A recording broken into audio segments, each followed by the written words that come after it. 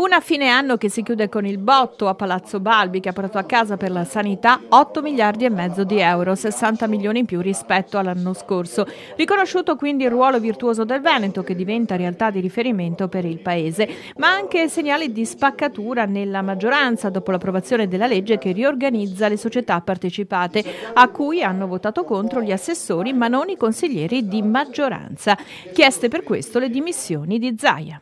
Il Consiglio è l'unica realtà deputata a fare le leggi, le fa in democrazia e le fa a maggioranza ed è bene che sia uscita una legge che noi adesso applicheremo. Poi se ci sono diversità di veduta fa parte della democrazia che chi non la pensa in maniera esattamente conforme si astiene, vota contro. È sempre accaduto questo. Guardi, per quel che mi riguarda sono solo che contento di applicare leggi che sfoltiscono e tagliano. Ben venga se ci sono leggi che vanno a rivedere la spesa, privilegi o altro ancora, ben vengano, le si facciano di notte velocemente. Io di certo non faccio parte di quelli che si arrabbiano. Il nemico è Roma, ribadisce Zaia nella conferenza di fine anno. Se diventasse regione a statuto autonomo sarebbe una vittoria, ma non sarà così, anche se la legge di stabilità comprende pure l'articolo 116 per l'autonomia. Sono convinto che a Roma non sia più nulla di percorribile, perché tanto così di autonomia in più al Veneto vuol dire bancarotta nazionale, perché i soldi ce li abbiamo noi.